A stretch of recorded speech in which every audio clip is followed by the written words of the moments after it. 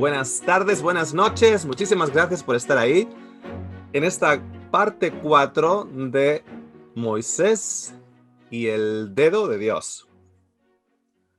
Ahí va a quedar muchas cosas todavía que decir, pero lo iremos poniendo o las iremos diciendo en otros estudios y muchas de las cosas que no están dichas aquí han sido dichas de una u otra manera complementario, digamos, o para ampliar la imagen en otros programas, otros estudios que tenemos en el canal. Así que os animo a que les echáis un vistazo.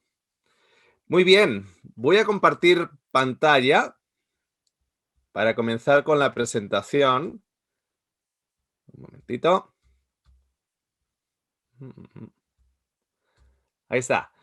El dedo de Dios, Moisés y el dedo de Dios, parte 4. Espero que estén viendo las otras partes, porque individualmente van a quedar un montón de huecos si vas y empiezas hoy con la parte 4. Si acabas de entrar y no has visto ninguna de las otras 3 partes, en muchos aspectos vas a estar un poquitito perdido. Vamos a comenzar con una oración. Gracias, Señor, por tu Espíritu, que nos enseña de Cristo y que nos enseña de toda verdad. Te lo agradecemos, Señor, en este estudio donde vamos a aprender aún más de la centralidad del Evangelio y las buenas nuevas según están encontradas en Cristo. En su nombre, amén. Muy bien.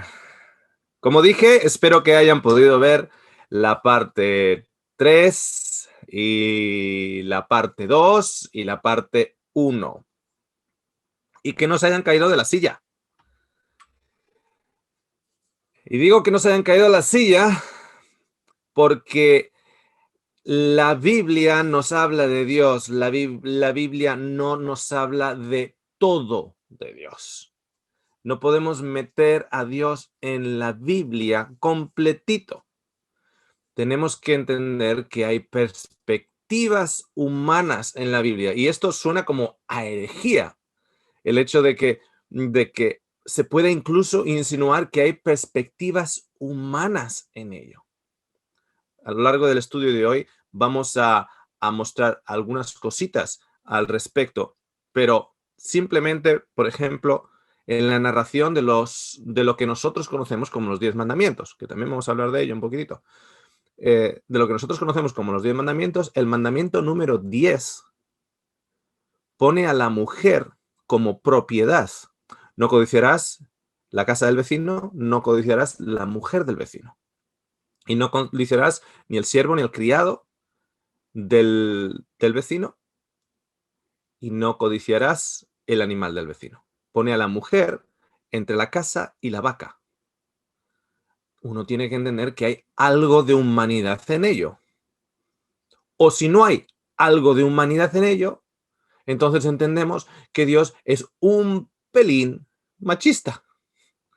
Solo un pelín machista. Tenemos que ver que en la narrativa, de la manera en que está narrado, hay un contexto histórico y humano a la hora de narrarlo. O sea, incluso el mismo mandamiento está hablando de siervos, que en muchos aspectos se intercambia con la palabra esclavos. La Biblia se ha convertido para muchas personas en un amuleto. Recuerdo este pastor que entró en la casa de una persona y vio que tenía la Biblia puesta y sobre la Biblia tenía otros libros. Entonces este pastor se enojó porque sobre la Biblia no puedes poner otros libros. Entonces esta persona le dijo al pastor, no, pastor, si para mí la Biblia es la base, por eso todos los libros los pongo encima, porque la Biblia es la base de todo, de toda la educación, etcétera. O sea, el hombre creía que lo estaba haciendo bien porque estaba haciendo de la Biblia la base de toda otra educación. Pero es ese concepto simplemente de que sobre la Biblia no se puede poner nada, es hasta cierto punto un concepto de amuleto, la Biblia como amuleto, la Biblia como pata de conejo, podríamos decir. La Biblia como unas muletas, en la cual, de la misma manera que Jesús les dijo a los fariseos, tenéis las escrituras y pensáis que en ellas tenéis vida eterna, y ellas son las que apuntan a mí, las que hablan de mí, las que están reenfocando, las que me están apuntando a mi venida, estás apuntando a que venía yo, etcétera, y no venís a mí para tener vida. La vida no es un concepto, la vida es una persona, es Cristo. Eso es la vida. Bien, a lo largo de la historia humana, el ser humano se ha ido poniendo sus muletas. En Egipto, con los sacrificios, en Babilonia, en Sudamérica, en Centroamérica, con los incas, con los aztecas, cualquier cultura que podamos estudiar, antigua e incluso moderna, nos hemos llenado como humanidad de muletas a la hora de envisionar a Dios o envisionar un tipo de adoración. Y hay cristianos que usan la Biblia de la misma manera que, por ejemplo, un hindú o ciertos católicos usan imágenes. Esas imágenes les ayudan a envisionar a Dios de una u otra manera, y si le quitas la imagen, se quedan como vacíos. Necesitan tener o un crucifijo, o necesitan tener una estampita, necesitan que tener algo visual. Y para muchos, algo visual es la Biblia, son los 66 libros. No pueden agarrar de la mano a Cristo y al mismo tiempo entender que hay aspectos humanos en este libro. Nadie cuestiona en el libro de Eclesiastés que el autor de Eclesiastés daría la impresión que en ciertas partes del libro tiene una depresión de caballo. Nadie lo cuestiona. No cogemos todo lo que dice Eclesiastés como si fuera o procedería de la boca del Señor, a pesar de ser un libro inspirado. Entendemos que hay una humanidad en ese libro. No hay nada nuevo bajo el sol, bien, pero vanidad, vanidad, todo es vanidad. Hay aspectos depresivos en la persona. Cuando ves Lamentaciones de Jeremías, uno ve la humanidad de ello. Muchos de los salmos de David, uno puede ver la humanidad. Quiere coger la quijada de un animal y romper con esa quijada el cuello de sus enemigos. Uno puede ver la humanidad en ello. Pero para muchas personas, el libro de la Biblia, o los libros de la Biblia, toda la compilación de la Biblia, se ha convertido en algo mágico, algo, cuando hablan de sagrado, lo hablan desde el punto de vista casi como mágico. Una muleta en la cual, si viene el demonio, se le levanta este libro y ya con este libro levantado, ya el demonio ya se puede ir. Pero es que Dios no entra por completo en la Biblia, ni mucho menos, ni mucho menos. Yo, cuando digo por completo, no creo que le entre ni un pie a Dios en la Biblia. No le entra ni un pie. Bien.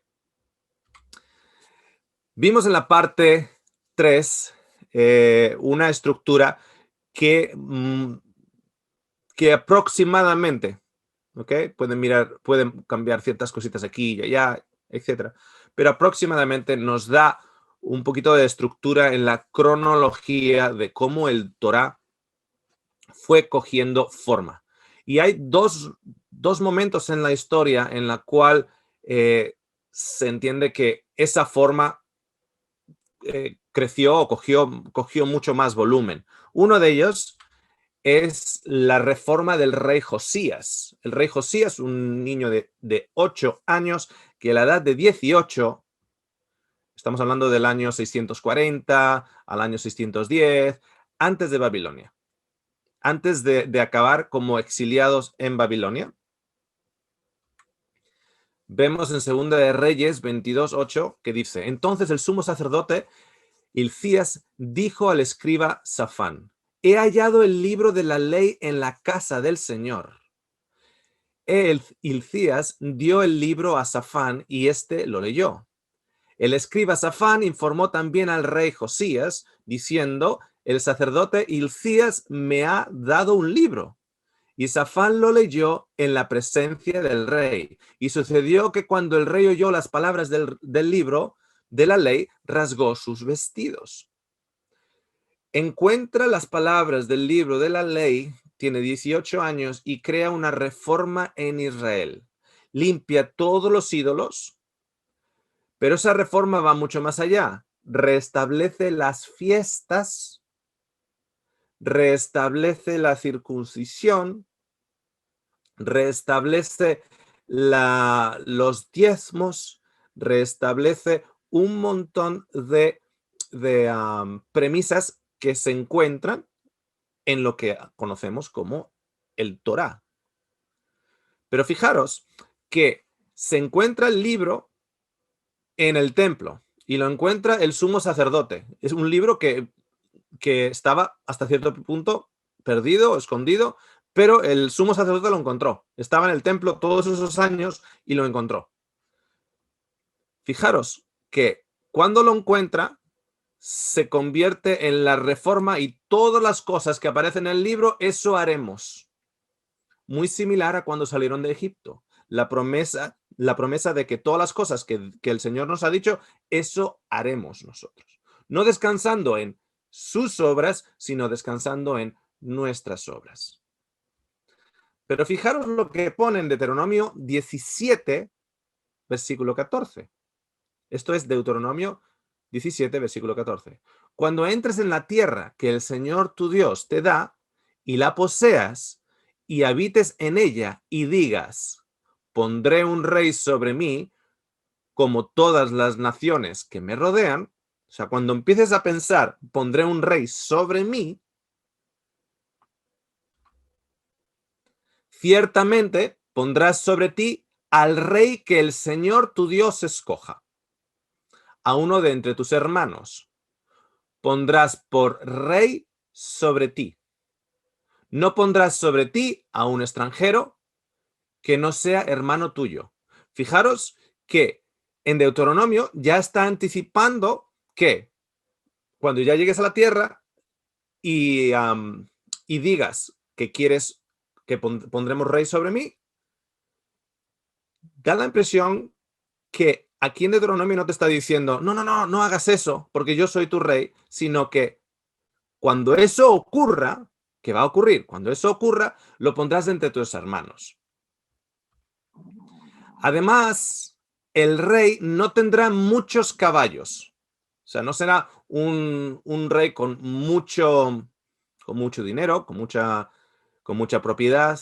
No hará que el pueblo vuelva a Egipto para tener muchos caballos, pues el Señor te ha dicho: jamás volverás por ese camino. Pero este rey tampoco tendrá muchas mujeres. No sea que su corazón se desvíe, tampoco tendrá grandes cantidades de plata u oro. Aquí el problema no es con que no tendrá mujeres, sino que no tendrá muchas. El rey David tuvo 7 legalizadas, 7 esposas.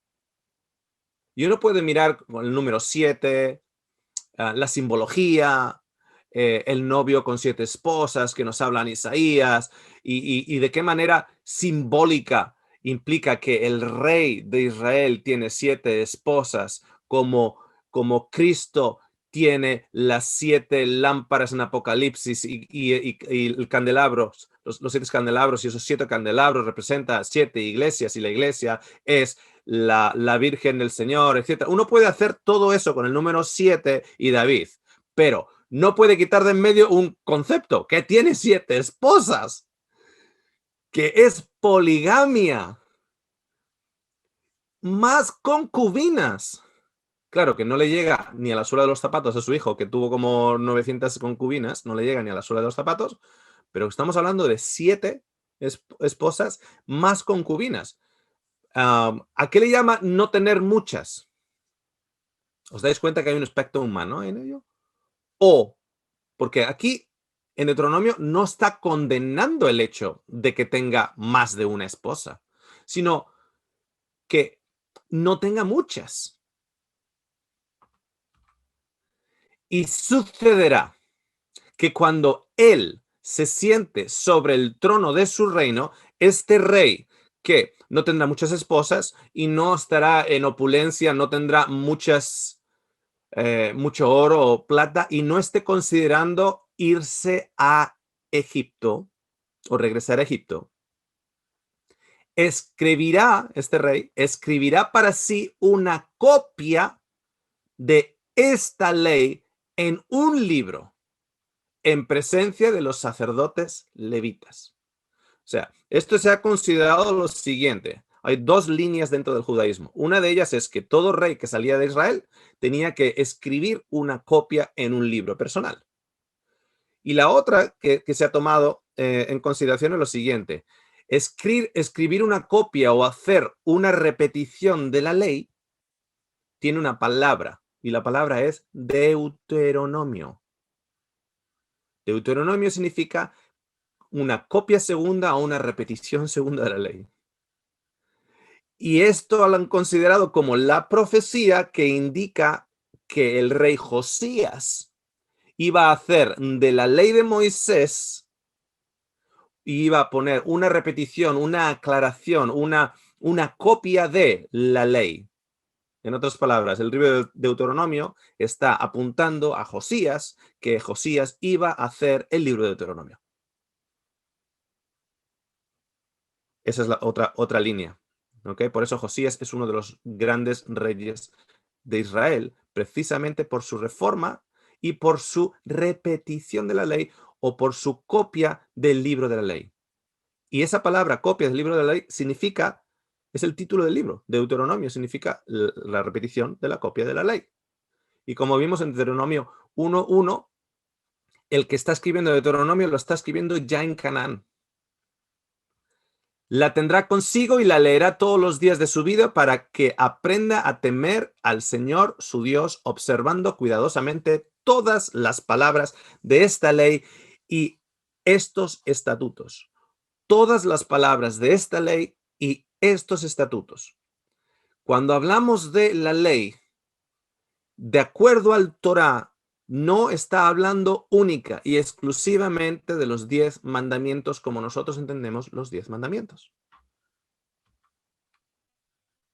Entonces, uno de los puntos de referencia con relación a la estructura del Torá y específicamente con el libro de Deuteronomio o la copia del libro de la ley repetida, que eso es lo que significa la palabra Deuteronomio. Si alguna vez te preguntabas qué nombre más raro, eso es lo que significa Deuteronomio, la repetición de la ley escrita en un libro. Y en el judaísmo se apunta a Josías y a los escribas de Josías, los que amplificaron o por lo menos hicieron un editado grande en el libro de Deuteronomio, la repetición, la copia repetida de la ley. Y el otro punto histórico importante también es con el sacerdote y escriba Esdras y Nehemías a la vuelta de Babilonia en el 450. Uno puede decir, espera, pero si cuando Josías, ¿quién estaba pensando regresar a Egipto? Bueno, Josías es cierto que no tuvo un reinado de opulencia. El templo estaba totalmente arruinado. Eh, el oro, las paredes ya había sido dado como tributo a sirios, por ejemplo. Entonces había quedado todo peladito. Pero ¿quién estaba pensando ir a Egipto o regresarse a Egipto en la época de Josías? Sí, lee Jeremías. Fijaros dónde está Jeremías, justo antes de acabar en Babilonia. Jeremías es llevado a la fuerza por Judá o por los que habitan en Jerusalén, etcétera. ¿A dónde? A Egipto. Se van todos a Egipto y le preguntan a Jeremías y Jeremías dice que no, que se entreguen a Babilonia. Y ellos dicen, no, a Babilonia no, y se van de vuelta a Egipto. ¿Saben eso? Eso pone Jeremías, justo después de Josías. Estaban pensando en regresarse a Egipto y de hecho Jeremías acaba en Egipto. Está en el libro. Esdras y Nehemías son aquellos que traen a los exiliados de vuelta. Estamos hablando del 450 en adelante. Y en Nehemías 8 nos dice, se reunió todo el pueblo como un solo hombre en la plaza que estaba delante de la puerta de las aguas y pidieron al escriba Esdras que trajera el libro de la ley de Moisés que el Señor había dado a Israel. Entonces el sacerdote Esdras, o sea, ¿se habéis dado cuenta que es escriba y es sacerdote? Trajo la ley delante de la asamblea de hombres y mujeres y de todos los que podían entender lo que oían. Era el primer día del mes séptimo. El primer día del mes séptimo judío es el día de las trompetas. 10 días después es el día de Yom Kippur o el día del juicio y 5 días más tarde es el día de las cabañas. Curiosamente, todo lo que se establece o se restablece, podríamos decir, de acuerdo a lo que Josías lee en el libro de la ley, se establece el día de Yom Kippur, el día del juicio, el día en el cual te tienes que afligir en ese día, luego tienes que hacer cabañas porque tienes que representar que fuimos peregrinos en el desierto por 40 años, es en el día 15avo, por toda una semana. Lo mismo que hace Esdras y lo mismo que hace Nehemías. Restablecen las fiestas y restablecen la progresión del calendario judío. Bien, fijaros lo que dice Jesús aquí. No penséis que he venido para abolir la ley o los profetas. No he venido para abolir, sino para cumplir. Esa palabra cumplir, en la referencia de la concordancia Strong's, donde nos descubre cuál es el significado original en griego de esta palabra, la referencia en Strong's es G4137. ¿Qué significa? Que tú puedes poner en Strong's G4137 y te va a decir en el Nuevo Testamento todas las veces que esta palabra se repite. La palabra cumplir. Porque os digo que si vuestra justicia no supera a la de los escribas y fariseos, no entraréis en el reino de los cielos. Fijaros que Jesús dice que él no ha venido a abolir la ley o a los profetas. No ha venido a negarlos ni a abolirlos, sino ha venido para cumplirla, para cumplir la ley, para que se cumpla y también para que se cumpla aquello que profetizaron sobre él los profetas.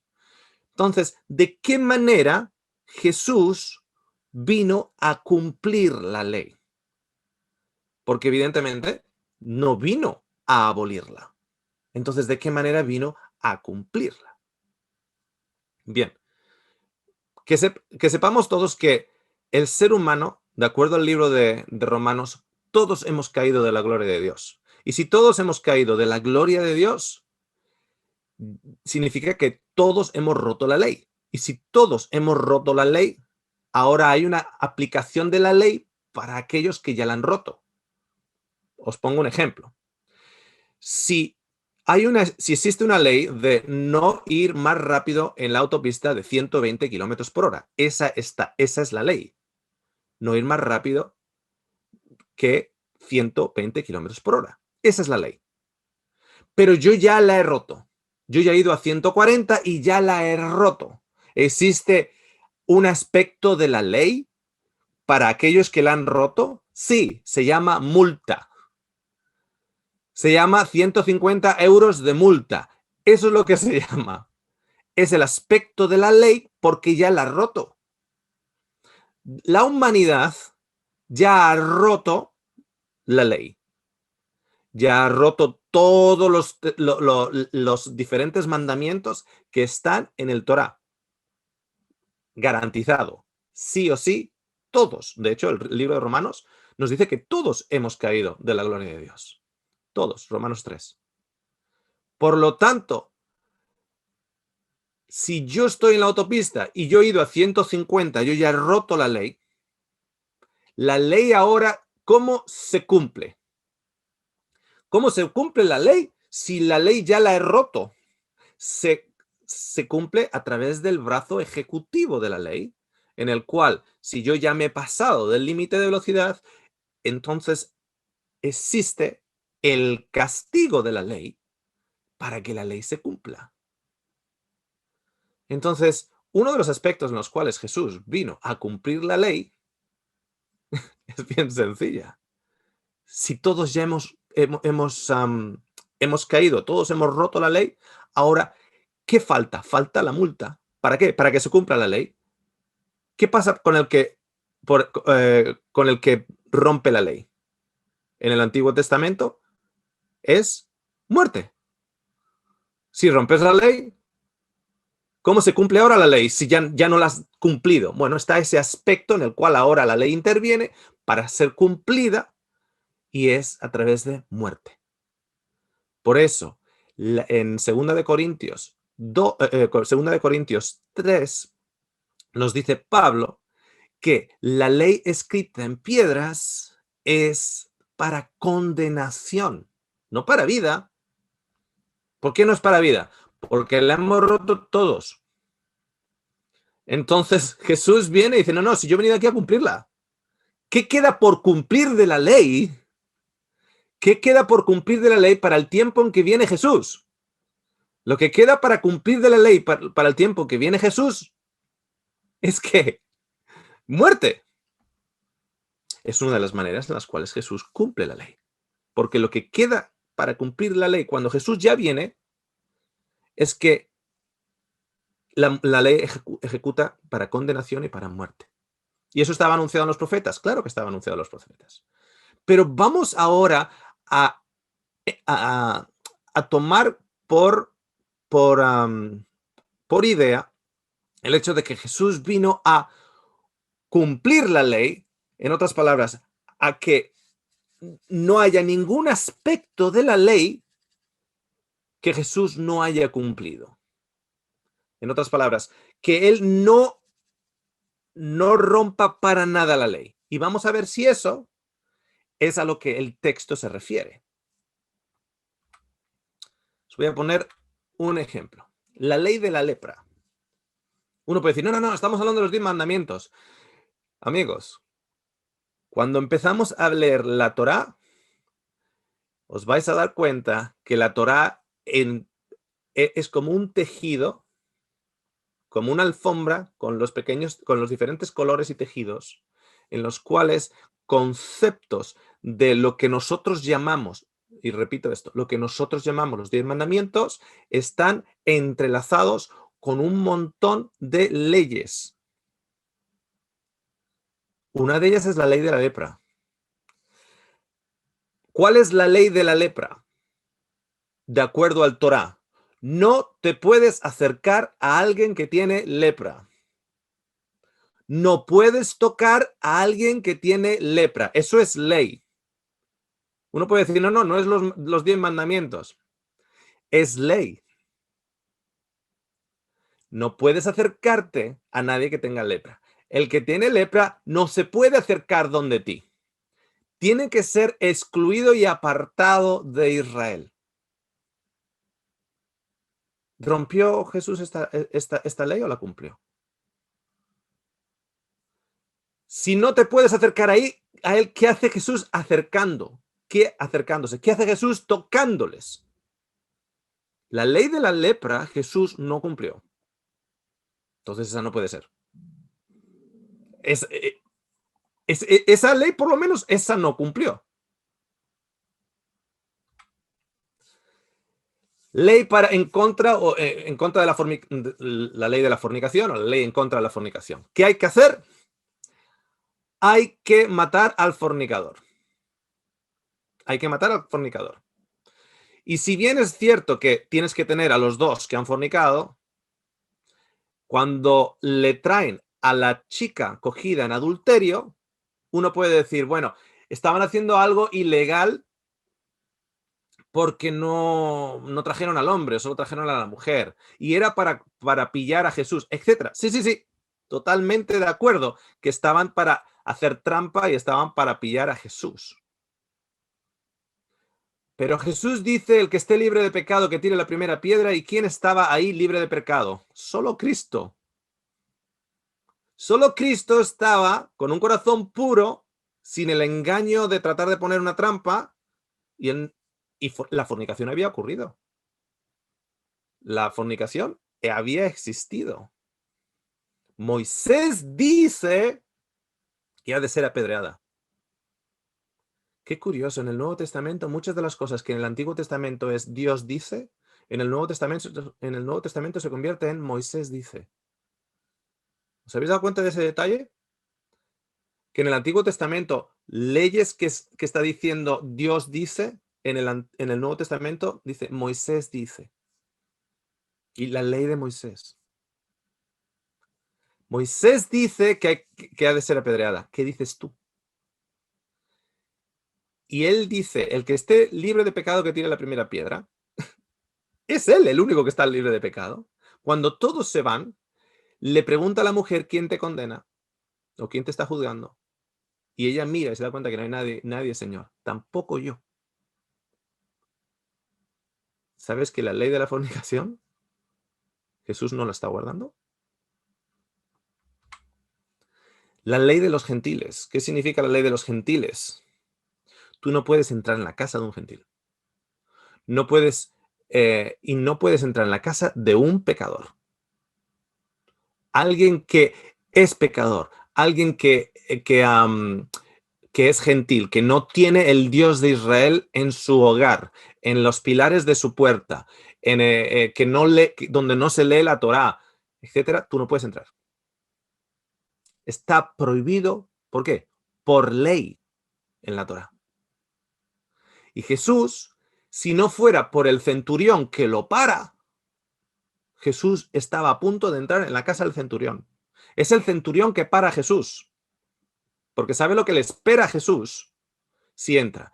Acordaros que en el libro de Hechos, Cornelios es también un oficial romano, llama para pedir a Pedro, y Pedro entra en la casa de Cornelios y lo primero que Pedro dice es, tú sabes que es ilegal que yo esté aquí, porque no es legal para un judío entrar en la casa de un no judío.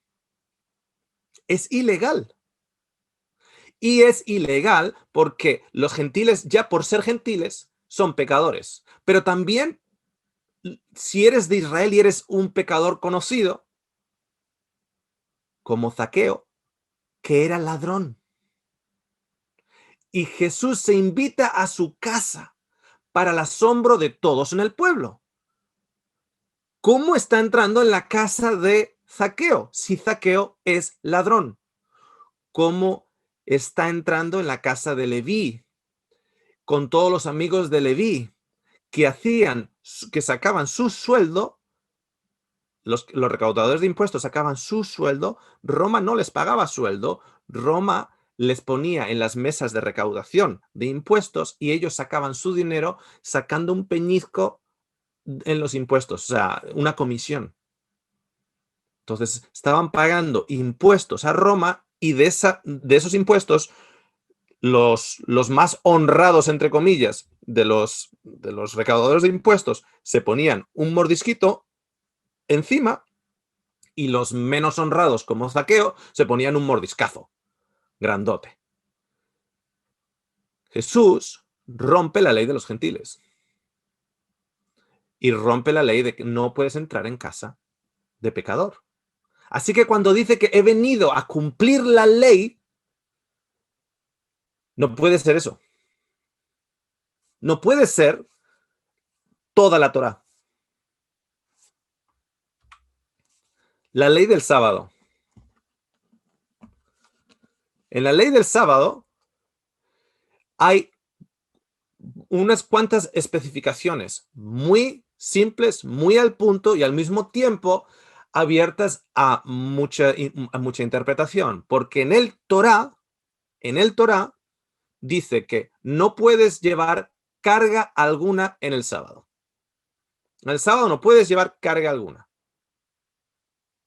Cuando Jesús sana al paralítico en Betesda, en Juan 5, y le dice, coge tu cama, a propósito le está diciendo, porque en cuanto coge su cama y le ven los fariseos, le dicen, ¿qué haces tú llevando tu cama cuando es sábado? Oye, ¿y por qué no lo mataron? Porque estaban bajo el dominio romano. Es la única razón por la que no lo mataron. Si los romanos no estuvieran por encima de los judíos, lo matan ese día. Si mataron a alguien en el Antiguo Testamento por llevar leña, porque está llevando carga y no puedes llevar carga el sábado. Así es como te lo dice la ley en el Torá. No puedes llevar carga. Tienes que estar cerca de tu casa. Comentaremos algo así rapidito si es que aparece. Tienes que estar cerca de tu casa y no puedes salir de tu ciudad en el sábado. ¿Sabíais eso? Eso está en el Torá. O sea, si tú tienes una iglesia que está en el otro pueblo, tú no puedes salir de tu población para ir al otro pueblo en el sábado. Está prohibido en la Torá. Es parte de la ley del sábado. ¿Sabíais eso? De hecho, si tú vas a Israel y si vas a Jerusalén o a Tel Aviv, tú te vas a dar cuenta que en los cables de la electricidad que van de casa en casa hay unos colores, unos lacitos, unos colores. Entonces tú sales de tu casa y tú miras para arriba y tu lacito encima es el lacito azul. Hay otros lacitos, entonces de otros colores en otros puntos. Entonces, pero tu lacito es el lacito azul. Significa que desde tu casa ya han calculado cuántos son, no más que lo que le llaman una distancia de sábado. De hecho, en el Nuevo Testamento nos habla de Betanía, que estaba a una distancia de sábado de Jerusalén. Era una población no considerada grande como ciudad, entonces era como un anexo a Jerusalén y se consideraba que estaba a una distancia de sábado. Significa que en el sábado podía recorrer esa distancia. No más. Y a día de hoy, en los barrios judíos de Sydney y de Melbourne, tú ves en las calles marcas. Entonces, tú cuando sales a tu calle, tú ves tu marca y entonces sabes que tú puedes ir caminando, caminando, caminando hasta que vuelvas a ver esa marca nuevamente. Cuando ves esa marca nuevamente, sabes que ahí ya no puedes avanzar más en el sábado. ¿De dónde lo sacan? Amigos, esto no lo están sacando de las cabalas, no lo están sacando del Talmud, lo están sacando del Torá. En la ley del sábado, tú no puedes ir a los campos de maná ni a los campos de trigo a recoger para el día. A recoger para el día. Cuando hablamos del maná, cuando los hijos de Israel salían a los campos de maná a recoger, no recogían para 3 meses. No era una cosecha de 3 meses lo que recogían. Recogían para el día. Pero el sábado les estaba prohibido salir a los campos de maná para recoger para el día, no para una gran cosecha. Fijaros que Jesús está caminando con sus discípulos, oye, y es como que lo hace a propósito. De la misma manera que parece que a propósito le dice a ese paralítico, coge tu cama. No le dice, deja tu cama aquí, escóndela aquí, pídele a uno de tus amigos que llevas aquí 38 años, pídele a uno que te guarde la cama y luego vienes mañana y la recoges. No, específicamente le dice, coge tu cama. Y estamos hablando de 38 años ahí. Me imagino que sería un colchoncito pequeñito o un número de mantas gruesas, etcétera, que cuando tú te lo pones, es una gran mochila. Porque llevas ahí 38 años, no es una sábana. Es algo que ha ido acumulando, que haya una almohadita, que haya un grosor de manta como mínimo. y se lo está poniendo en el hombro o lo está llevando bajo el brazo, pero es del volumen de una mochila lo que está llevando. No puedes llevar cargas. No puedes entrar en los campos a coger para hoy. Y ahí va Jesús caminando y se mete en los campos, como que lo está haciendo a propósito. Es como que a propósito lo está haciendo. Y los discípulos no están cosechando con las hoces la cosecha para 3 meses. No, no, no, no, no. Están cogiendo para hoy. Dice, bueno, pero eso era una tradición. No, no es una tradición, está en el Torá. Un momentito. Que Jesús está entrando en los campos a coger para hoy, siendo sábado, acaba de romper la Torá. ¿Sabías eso? Y de hecho, de ahí le acusan. Dice, bueno, no sería tan importante porque si fuera tan importante lo mataban, que no le podían matar. ¿Por qué? Porque estaban bajo los romanos. Por eso le tienen que pedir, tienen que involucrar a Pilatos para poder crucificar a Jesús. Pero si fuera por ellos, lo matan. De hecho, la primera vez en la Biblia donde se muestra que quieren, a partir de entonces, quieren matar a Jesús, es porque rompió el sábado. Es la primera vez que se habla en Juan capítulo 5.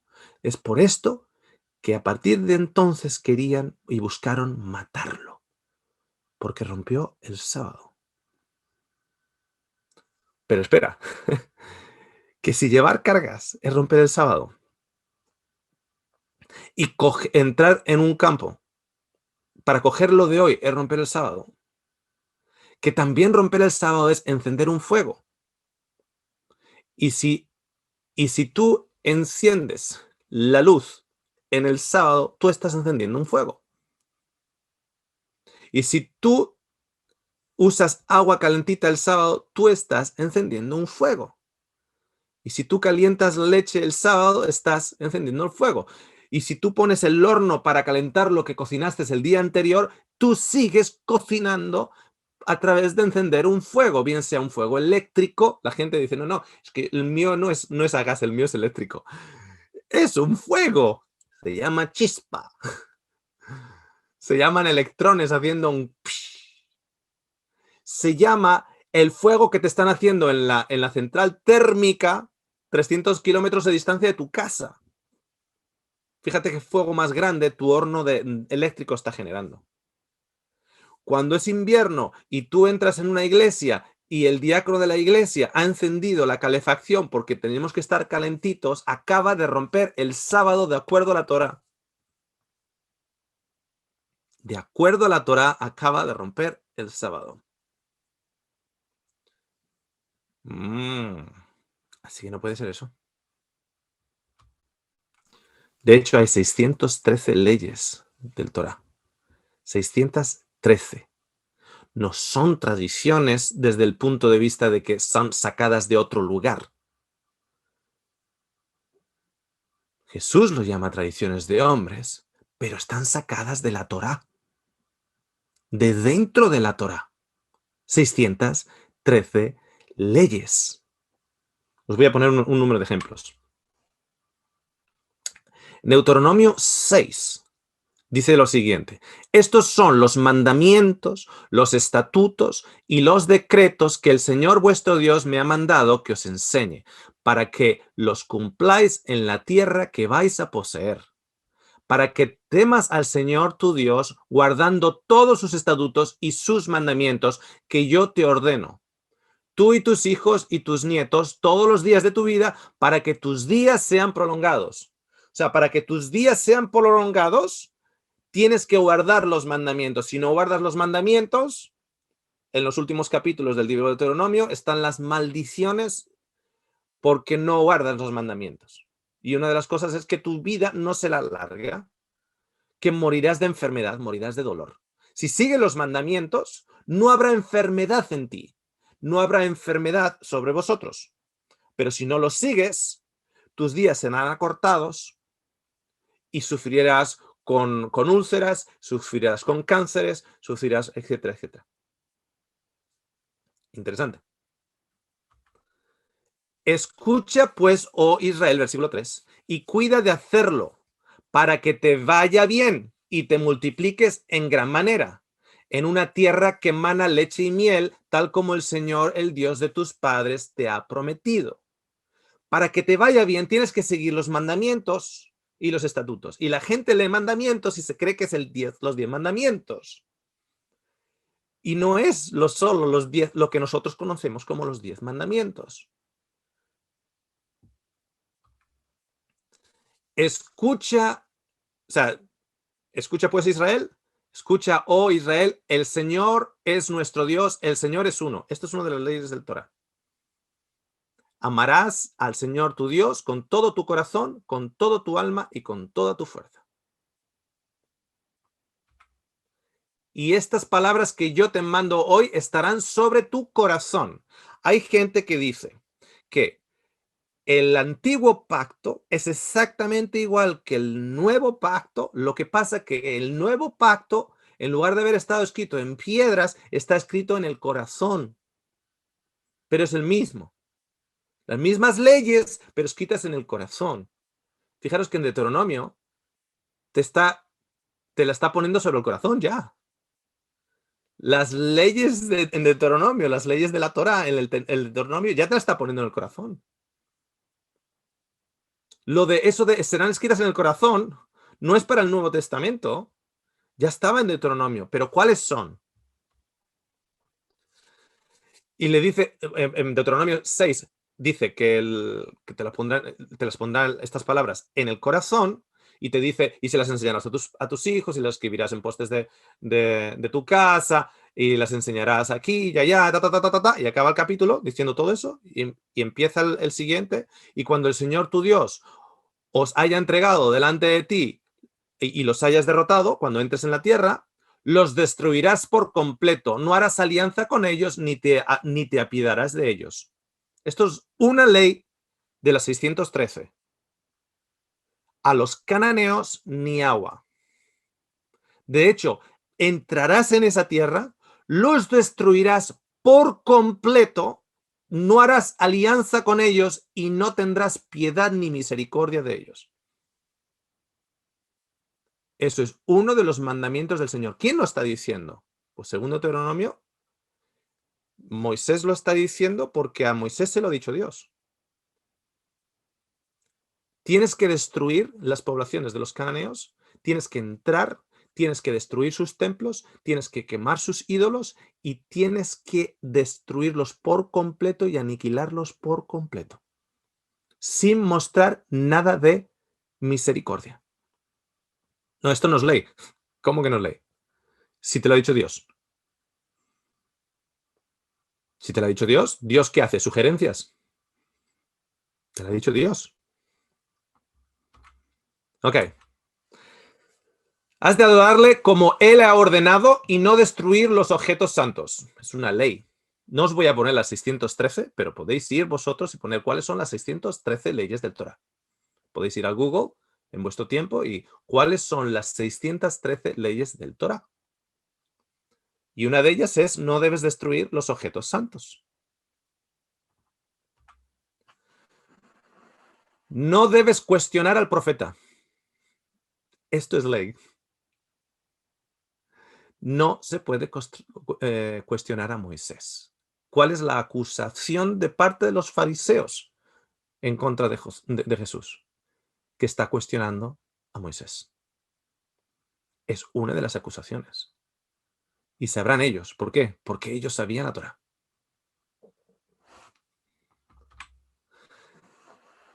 Otro es estar solo con los que le adoran a él. No te puedes interrelacionar. ¿Por qué crees que los judíos siempre están en sus barrios?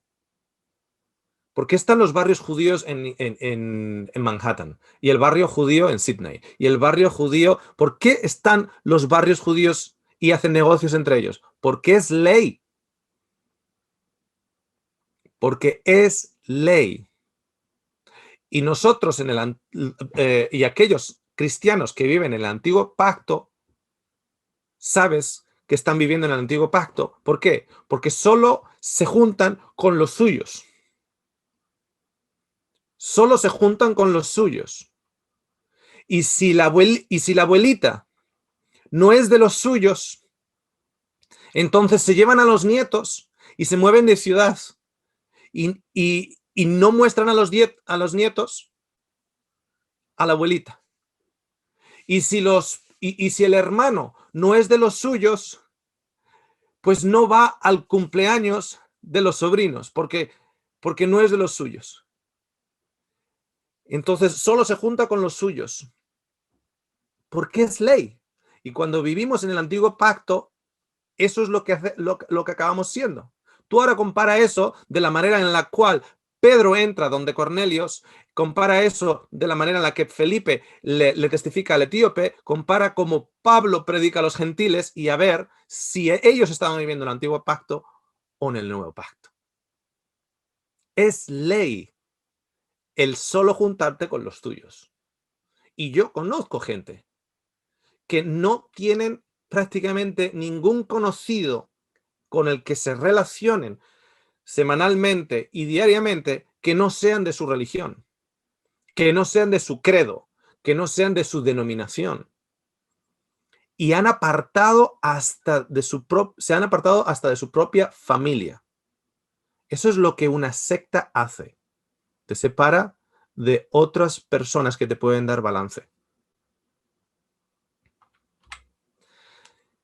Deje que los flecos de su ropa le recuerden que deben tener una conducta pura. En los flecos de la ropa hay que poner azul. Por eso cuando se ora hay que ponerse sobre la cabeza un trapito que es blanco y azul, blanco y azul, blanco y azul, porque el libro de Deuteronomio nos dice que el azul es una representación de la ley.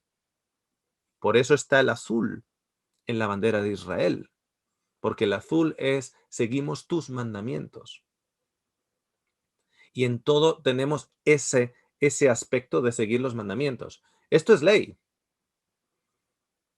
Y ves a los fariseos que así se vestían, tenían un mantito con algo de azul. Y a día de hoy lo ves en unas ramas mesiánicas, tanto cristiano-mesiánicas como judío-mesiánicas. Los ves también que de una u otra manera llevan algo azul y oran con algo puesto que tiene blanco y azul. ¿Por qué? Porque están bajo el antiguo pacto y esto es ley.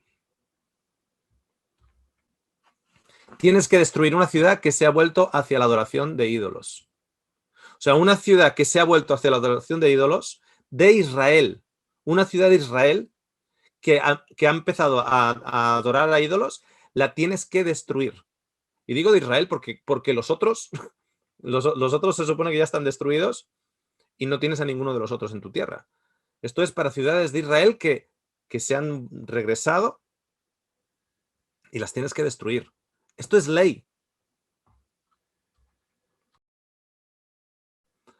No tienes que tener miedo de matar a un falso profeta. No temas. No temas. No tengas miedo. Si es falso profeta, no tengas miedo en matarlo. Esto es ley. Deuteronomio 18. ¿Por qué crees que matan a Jesús también? Bueno, de acuerdo a ellos, Jesús es un falso profeta, entonces ¿qué hay que hacer? Hay que matarlo. ¿Y están justificados por qué? Por la Torá.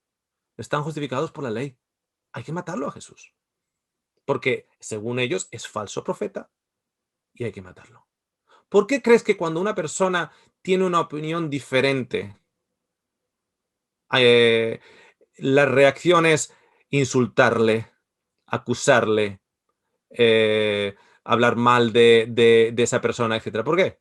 Porque están bajo el antiguo pacto. Y el antiguo pacto es un pacto de condenación.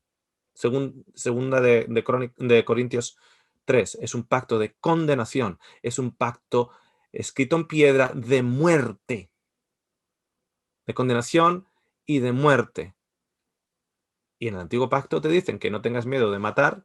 Dicen, no, pero es que no están matando. Bueno, Jesús dice que si estás llamando a otra persona tonto, estúpido, esto y lo otro, es como si lo estuvieras matando. Cada vez que acusamos a alguien o cada vez que le llamamos nombres a alguien, etcétera, estamos bajo el Antiguo Pacto y nos sentimos justificados por la ley del Torá a hacerlo. ¿Por qué? Porque opina diferente a mí, significa que es falso profeta. O sea, ¿qué nos garantiza a nosotros que la otra persona es un falso profeta si opina diferente? ¿Por qué? Porque como yo estoy en lo correcto, entonces el otro es falso profeta. Tiene que ser falso profeta. Sí o sí. ¿Por qué? Porque no opina como yo. Y como no opina como yo, entonces le puedo llamar hereje. Como no opina como yo, le puedo llamar masón. Le puedo llamar mentiroso, engañador, falso profeta. Le puedo llamar todas esas cosas. ¿Por qué? Porque como no opina como yo y yo estoy en la verdad, el Antiguo Pacto me da justificación para no temer a la hora de llamarle esas cosas o matarle simbólicamente hablando. Destruye los ídolos, los accesorios y los lugares donde fueron adorados. O sea, el pueblo de Israel se mete en una tierra que está ocupada sin permiso de los que la ocupan y el pueblo de Israel entra en esas ciudades, entran en esos templos y destruyen todos los ídolos y todos los aspectos de adoración. Australia es un país muy cosmopolita donde yo vivo. Si bien yo vivo en una zona más rural y no esa variedad étnica no es tan evidente aquí, en el momento que vas a Melbourne o a Sydney es muy, muy, muy cosmopolita. Y tú estás yendo por Melbourne y ves una mezquita, y ves un templo budista, y ves un templo hinduista, etc. De acuerdo a Deuteronomio, no pasaría nada en que yo entrara ahí con la falta del respeto y la falta de educación que parece que mi madre no me hubiese educado y empezar a tirar los ídolos a... No, es que son ídolos falsos. Ya, pero ¿a mí qué me están haciendo? A mí no me hacen nada. Eso es, como decía mi abuela, parece que tu madre no te ha educado. Mi abuela solía decir eso. A ese parece que su madre no la ha educado. Es que es falta de educación. ¿Que piensan diferente? Claro que piensan diferente. Y adoran a imágenes falsas. Claro que adoran a imágenes falsas. ¿Y tú a quién adoras cuando tú entras ahí y te ríes de ellos y tiras sus imágenes? ¿A quién adoras? ¿A un Dios verdadero?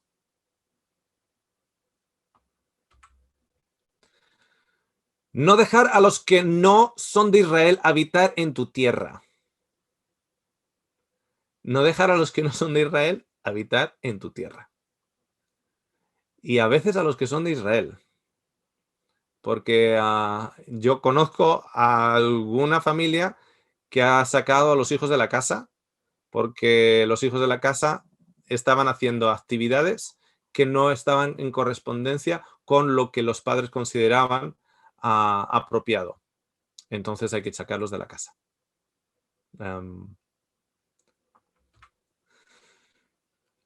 ¿Sabíais que esto es ley? Circuncidar a todo varón en el día octavo. Esto es ley. Esto no es sugerencia y esto no es estatuto. Esto es ley. Circuncidar a todo varón en el día octavo. ¿Por qué no lo hacemos? Porque a Pablo se le ocurrió incluirlo en el libro de Gálatas. Porque si Pablo no dice nada de lo de la circuncisión, estamos ahora como cristianos circuncidándonos. Porque tenemos esa tendencia a vivir por obras. Y cuando hablamos de vivir por obras, son obras que están centradas en mí. ¿A qué me refiero obras que están centradas en mí? No son obras en las cuales hay una persona ahí en necesidad y yo voy a ayudarle y aliviarle la necesidad. No, son obras centradas en mí, en cómo yo me he visto, qué es lo que yo como, qué es lo que yo escucho. Esas son las obras para salvación en las que yo me centro en mí.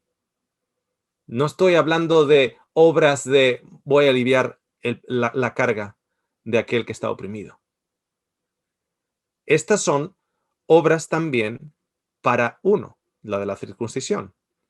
Gracias a Pablo no nos estamos circuncidando. Gracias a Pablo. Pero es que hay 613. Pablo no va por las 613, pero si entiendes lo que él está hablando cuando habla de la circuncisión, te das cuenta cuántas de esas 613 también caen. Estar cerca de la casa y no salir de la ciudad en sábado, ley. Casarse con la viuda de tu hermano, ley. Pero que sea bonita por lo menos. Pero es ley. Ahora, va a haber gente que va a decir, no, no, pero es que ten en cuenta que había un contexto histórico en ese sentido porque las viudas no tenían manera de ganarse el pan, no es como ahora que esa mujer puede trabajar, etcétera, etcétera. Ah, que había un contexto histórico. ¿Para todo? Ah, no, para todo no. Ah, amigo, no puedes cocinar el queque y comértelo también. O sea que, en este caso, hay leyes de un contexto histórico y otras no. En el libro de Gálatas, cuando se refiere a la ley, se está refiriendo a los 613 mandamientos de la ley. A los 613. Hay gente que dice, no, no, solo a la ley de rituales, que incluye la festividad, y que incluye, o sea, las fiestas, y que incluye los sacrificios. El resto no se quita. No sé cuántos de ustedes han escuchado ese argumento, que es solo la ley ceremonial.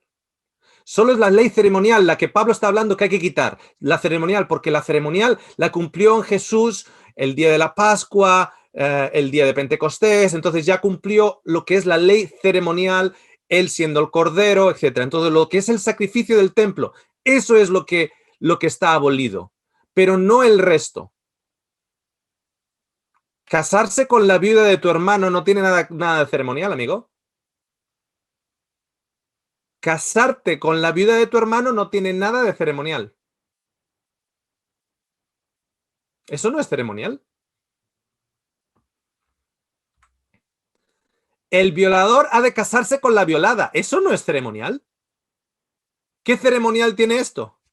Si me estás diciendo que solo es lo que se refiere a las fiestas del santuario y el sacrificio de animales, que eso es lo único que se ha quitado, entonces tú estarías contento que el que ha violado a tu hija en el parque también se case con ella.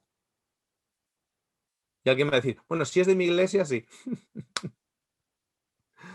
Ya.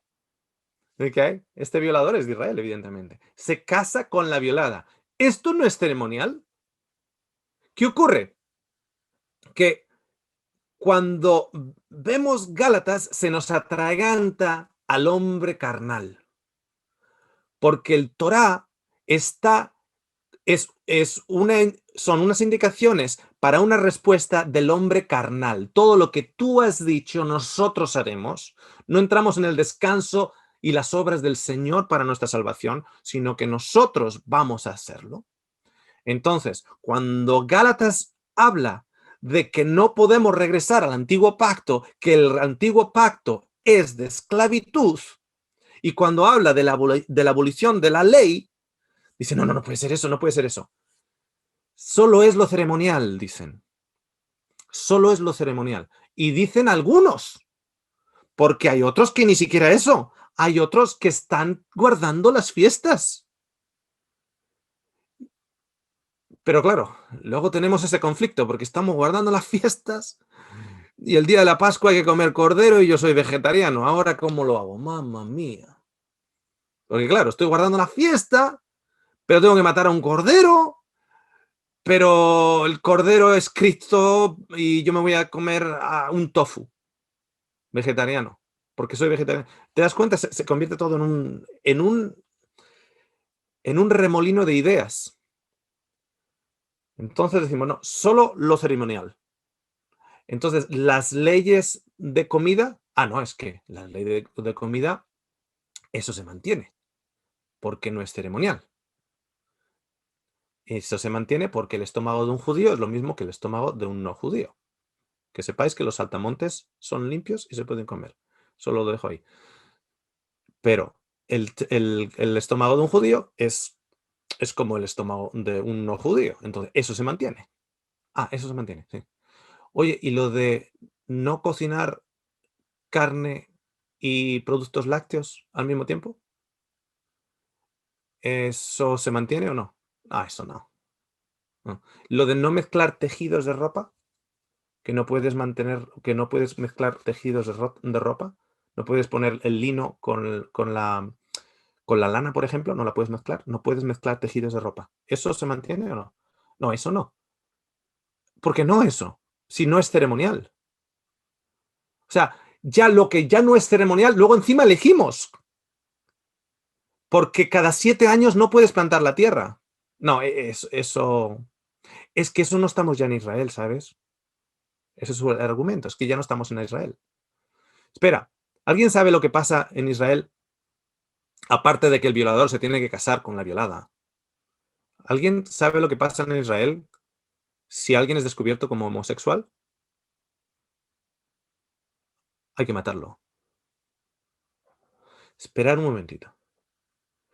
Que si estuviéramos en Israel y Dios estuviera gobernando sobre nosotros, al homosexual hay que matarlo. Pero si ese homosexual vive en un gobierno secular, resulta que es respetado. Oye, es que a ese homosexual le conviene que Dios no gobierne para salvar su vida, aunque sea. Porque hay muchos homosexuales que no tienen pareja y que viven solos y que la están batallando día a día en su trabajo, etcétera, etcétera, etcétera. Pero si estuviera bajo el reinado de Israel, lo matan. Y bajo el reinado de un gobierno secular, lo protegen. Oye, es que le conviene un gobierno secular a ese homosexual. Cuando ellos entraban en una ciudad, si había vírgenes, podían quedarse con las vírgenes. Pues menos mal que no estamos bajo un gobierno de Dios, entonces. Porque si hay convenios de guerra a día de hoy, en lo cual los que han firmado estos convenios de guerra no pueden hacer eso. O sea, los gobiernos seculares firman convenios de guerra donde no pueden entrar en una ciudad, aniquilar a los civiles y quedarse con las vírgenes. O sea, que nos conviene más los gobiernos seculares que el gobierno de Dios. ¿Me entendéis lo que quiero decir? Me conviene más a mí que un gobierno secular reine a que Dios reine, porque si Dios reina de acuerdo al Torá, tú puedes tener esclavos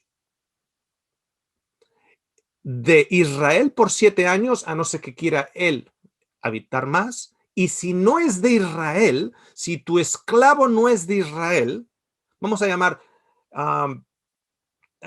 como un español viviendo en España, sería el israelita, y una ecuatoriana yendo a Europa, yendo a España, tratando de tener una vida mejor para ella y para su familia, vendría a ser el extranjero.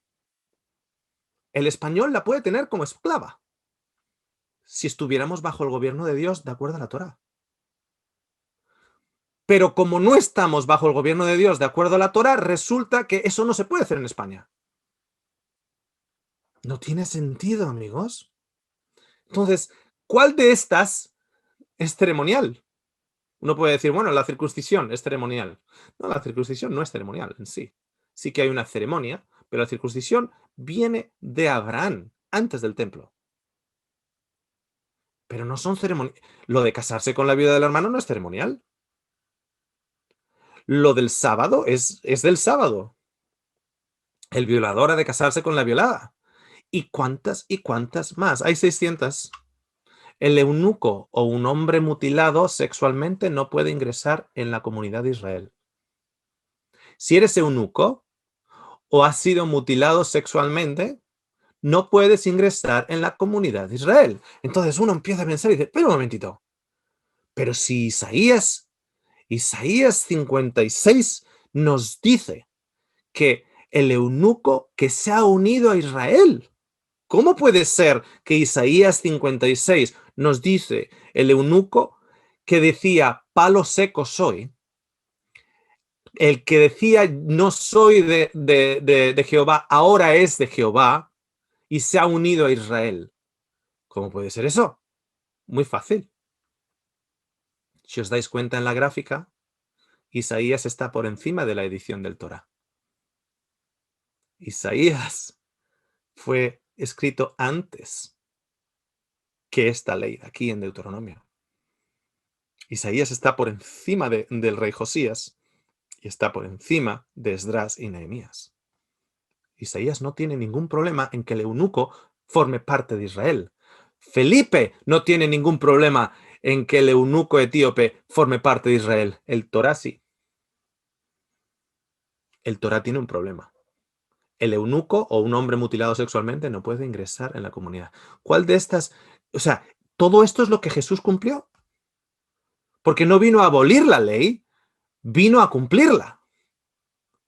A que se cumpla. ¿Cumplió estas cosas? ¿Vino a hacer esclavos o a liberar esclavos? ¿Vino a apartarse y a ser exclusivista o a abrirse al mundo? Entonces no puede ser esto. No penséis que he venido para abolir la ley o los profetas. No he venido para abolir, sino para cumplir la ley y los profetas. Entonces, os voy a comentar una cosita. Si cogéis la Biblia, Éxodos 34. Éxodos 34. Os voy a mostrar una cosita. En Éxodos 34, versículo 27 y 28, es uno de los versículos que miramos en la primera parte. Éxodos 34, 27 y 28 dice lo siguiente. Y Jehová dijo a Moisés, escribe tú estas palabras, porque conforme a estas palabras he hecho pacto contigo y con Israel. Y él, este es Moisés, estuvo allí con Jehová 40 días y 40 noches. No comió pan ni bebió agua, y escribió en las tablas las palabras del pacto, los 10 mandamientos. Ese concepto de los 10 mandamientos aparece aquí, en Éxodos 34. En Éxodos 20, cuando aparece el listado de lo que nosotros llamamos los 10 mandamientos, no lo llaman los 10 mandamientos. No lo llaman los 10 mandamientos. El concepto de 10 mandamientos, así como estructura 10 mandamientos, aparece aquí en Éxodos 34, no en Éxodos 20, ni en Deuteronomio 5, cuando es la repetición de la ley. Ahí no aparece la palabra 10 mandamientos. Pero ¿saben dónde aparece la palabra 10 mandamientos? Acá, en Éxodos 34. Y dice en el 27, escribe tú estas palabras. Conforme a estas palabras he hecho pacto. ¿Qué palabras? Fijaros en el 27. Las primicias de los primeros frutos de tu tierra llevarás a la casa de Jehová tu Dios. No cocerás el cabrito en la leche de su madre. Mira el 25. No ofrecerás cosa leudada junto con la sangre de mi sacrificio. No se dejará hasta la mañana nada del sacrificio de la fiesta de la Pascua. Mirar el 23. 3 veces en el año se presentará todo varón tuyo delante de Jehová, Dios de Israel. Mirar un poquito más para arriba, en el 21. 6 días trabajarás, mas el séptimo día descansarás. Aún en la arada y en la siega descansarás. También celebrarás la fiesta de las semanas, la de las primicias, de la siega del trigo y la fiesta de la cosecha a la salida del año. Si miráis para arriba, en el versículo 20, redimirás con cordero el primogénito del asno. Si no lo redimieres, quebrarás su cerviz. Redimirás todo primogénito de tus hijos.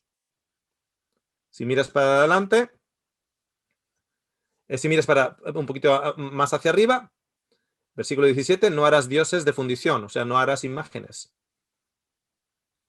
Si miras un poquitito más para arriba, no harás alianza, en el versículo 15, no harás alianza con los moradores de aquella tierra, porque fornicarán en pos de sus dioses y ofrecerán sacrificios a sus dioses y te invitarán y comerás de sus sacrificios. Y ahí en el versículo 13, con ese concepto también de no hacer alianza, porque todo eso es un mandamiento. Desde el 12 hasta el 16 es un mandamiento. Todo es acerca de no hacer alianza con ellos. Fijaros, del 12 al 16, todo tiene que ver con ello. El 12 dice, guárdate de hacer alianza con los moradores de la tierra. Y habla todo de ello. El 15 todavía sigue hablando de ello. Por tanto, no harás alianza. Todo eso es un mandamiento. Básicamente, no hagas alianza, no les des tus hijas, ni tus hijos, etcétera, no hacer alianza. Hay como 3 o 4 versículos que es todo un mandamiento. Versículo 11, fijaros cómo empieza. Guarda lo que yo te mando hoy. He aquí yo hecho de delante de tu presencia al amorreo, al cananeo, al eteo, al fereseo, al heveo y al jebuseo. Y habla de, escucha lo que te estoy diciendo, guarda lo que te voy a decir. Empieza diciendo que no hagas alianzas, que no hagas ídolos, que guardes las fiestas, que guardes el sábado, que redimas al prójimo, que vayas tres veces al año, parte de las fiestas, etc.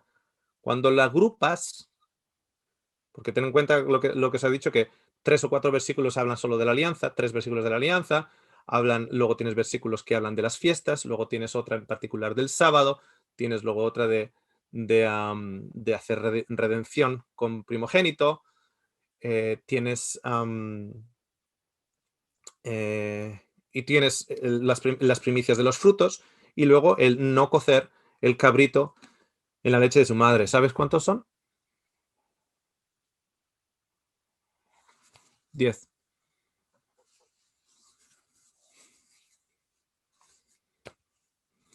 Cuando los agrupas, porque recuerda que los versículos son adición del siglo XV.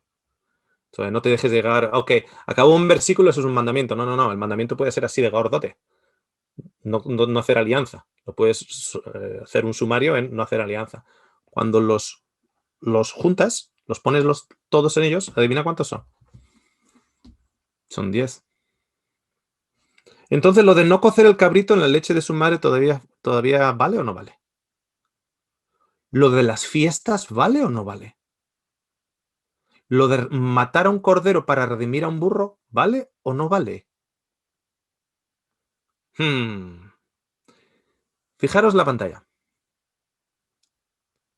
No penséis que he venido para abolir la ley o los profetas. No he venido para abolir, sino para cumplir. G 41:37.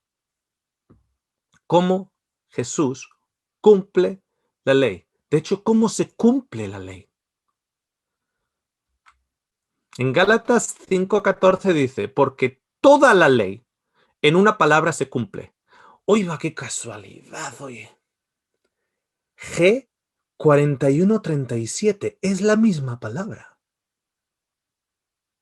Gálatas 5:14 es la misma palabra. Jesús dice, yo no he venido a abolir, he venido a cumplir, que la ley sea cumplida. G 41:37. Y ahora resulta que en Gálatas nos dice que toda la ley, porque Jesús cumplió toda la ley, pero no cumplió lo de aislarse, no cumplió lo de alejarse del leproso, no cumplió lo de apedrear, no cumplió lo del sábado, como está listado en el Torá, no cumplió eso. Entonces, ¿cómo cumple Jesús la ley? Gálatas 5:14 nos dice, porque toda la ley es una palabra en una palabra, se cumple. Y es la misma palabra. En Mateo, Jesús te está diciendo que ha venido a cumplirla y en Gálatas te dice cómo se cumple. ¿Sabéis cómo? Amarás a tu prójimo como a ti mismo. ¿Acaso no es lo que vino aquí Jesús a hacer? Amó al prójimo, a esta tierra, de la misma manera que a él le hubiese gustado que le amaran si estuviera en la misma situación, si él estuviera caído, si él estuviera indefenso, si él estuviera ahogándose en un océano. Si yo estaría en esa situación, a mí me gustaría que me rescataran. Si yo estuviera en esa situación, si yo estuviera siendo un leproso, aislado de la sociedad, repudiado por mi familia, repudiado por... A mí me gustaría que alguien viniera y me diera un abrazo. Si yo soy una mujer que de una u otra manera he acabado en la prostitución, a mí me gustaría que me alzaran, que no me juzgaran, que me trataran como si fuera una princesa de Dios, una hija de Dios, su hija querida. Si yo estoy enfermo y estoy dolido, a mí me gustaría que me alzaran, que me sanaran. Entonces, ¿qué hace Jesús? Ama al prójimo de la misma manera que a sí mismo, si él estuviese en la misma situación. Y por eso entra donde Zaqueo. Y por eso no apedrea a la mujer. Y por eso abraza al leproso. Y por eso viene y viene como salvador del mundo. ¿Por qué? Porque si yo estuviera en su situación, a mí me gustaría que, si yo estuviera en una situación perdida, si yo estuviera en una situación caída, a mí me gustaría que me encontraran y que me alzaran. Entonces les voy a amar como a mí mismo me gustaría que me amaran. ¿Y saben qué? Jesús vino a cumplir la ley. Porque no hay mayor amor que este. El que ama a su prójimo de tal manera que da su vida por su prójimo. Él dijo, no hay mayor amor que este. Ya hemos mostrado acá que Jesús no guardó la Torá. Jesús no guardó la Torá. En un montón de ejemplos no guardó la Torá. Y sin embargo cumplió la ley. Qué curioso, porque dentro del judaísmo, incluso a día de hoy, y dentro del cristianismo denominacional a día de hoy, hay muchos que están tratando de cumplir la ley y sin embargo no aman al prójimo. Pues buena suerte. Buena suerte con ello. Porque si no amas al prójimo, ¿cómo vas a cumplir la ley? No puedes cumplir la ley. Efectivamente, Jesús no vino a abolir nada. Vino a mostrarnos cómo cumplir la ley. Si viviéramos como Él vivió, cuán diferente sería este mundo. Vamos a dar por terminado aquí esta parte 4. En un futuro vamos también a estudiar los diferentes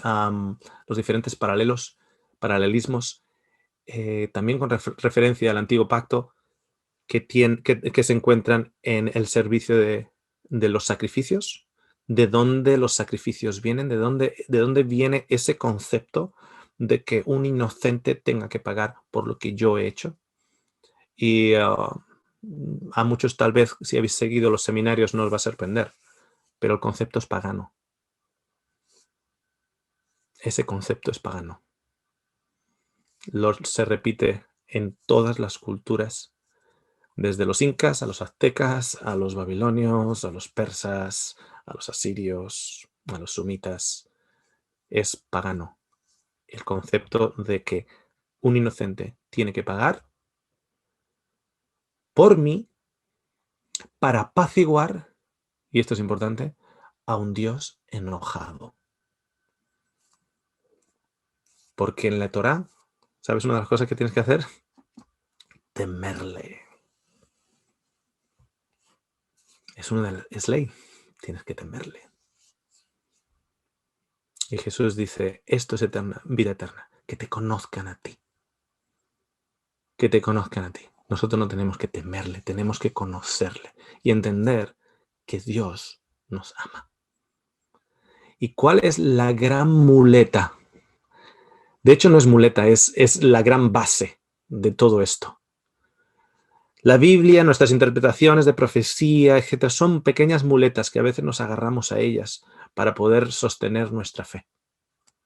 Y lo que Jesús quiere, y ha sido mi intención a lo largo de estas 4 partes, es lo siguiente: quitar todas las muletas para que solo nos quedemos en la base que nos sostiene, en la gran roca que es Cristo, y creer en lo que Él nos dijo, que Dios nos ama, que somos sus hijos, que Él no nos ha abandonado a nuestra intemperie, sino que ha venido aquí a rescatarnos.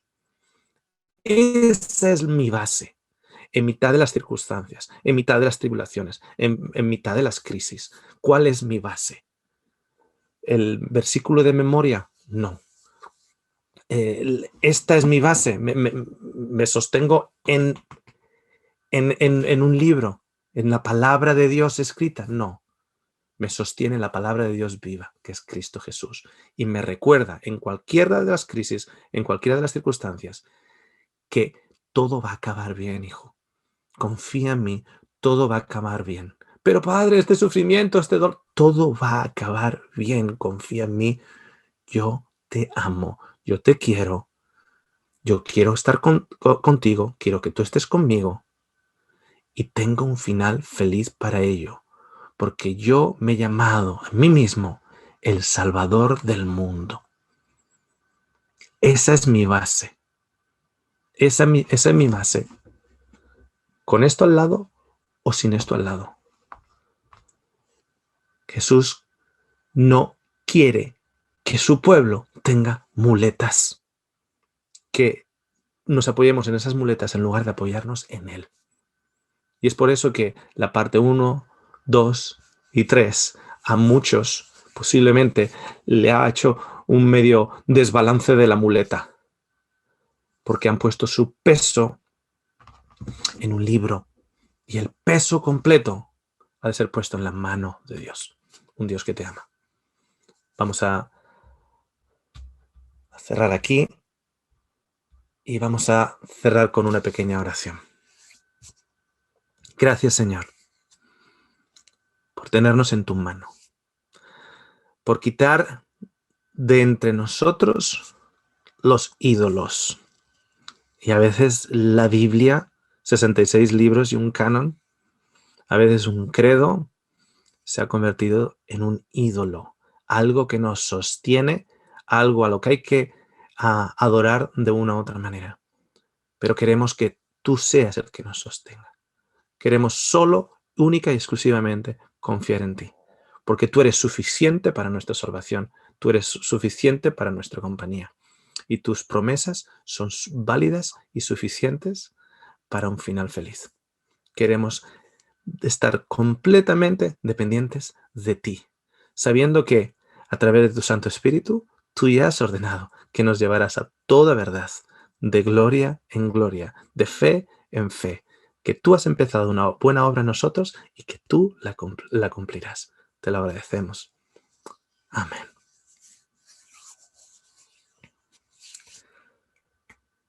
Muchísimas gracias. Muchas bendiciones. Que el Señor les bendiga. Chao, chao. Ahí voy. Aguantamos un minuto. Ay, perdón para todos, un abrazo desde Argentina. Tengo visitas, les mando un beso. Feliz sábado. Feliz sábado. Feliz sábado. Feliz sábado.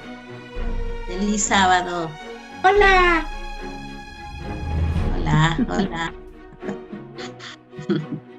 Desde Quito, Ecuador. Un abrazo fuerte. Feliz sábado desde España. Un abrazo. Un besito. Hola, Manu. Hola, gusto en verlos, chicos. me salió un momento, quería verlo. Yo también. Un saludo para todos. Escuchando. Magnífico. Un saludo para todos. Muy bueno, muy bueno. Muy bueno.